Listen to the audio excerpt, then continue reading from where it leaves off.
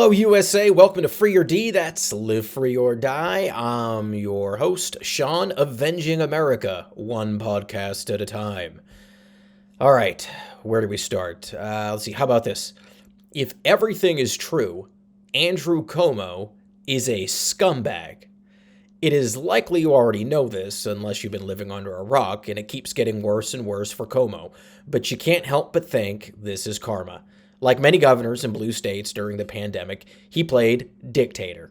His state exploded with COVID cases, and he did little other than shut down businesses with an iron fist and blame Donald Trump to solve his problems. Now he and his administration are being attacked for a COVID cover-up. They're accused of underreporting the number of nursing home deaths. You probably know that his administration sent COVID-positive patients to the nursing homes. What you probably don't know is that the very day he sent out a memo insisting that this would be the new policy, a whistleblower actually called Mark Levin's radio show to provide warning.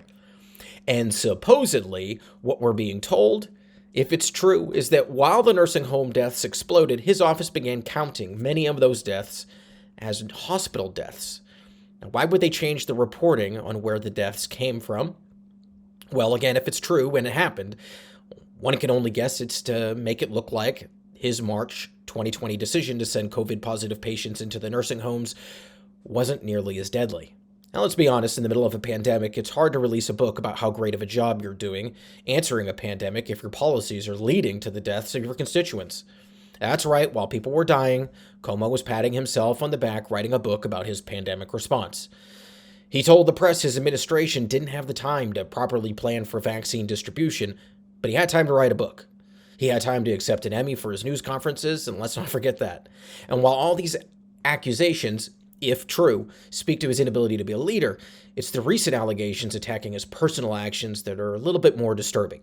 Over time, we'll get more information on the sexual harassment allegations brought against Cuomo's former economic advisor, Lindsey Boylan. If they are true, then my earlier assessment stands accurate. He is a scumbag.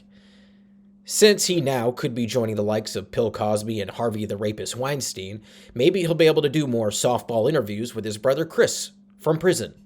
Thanks for joining. Don't forget to subscribe on YouTube and follow our podcast on Spotify and Apple.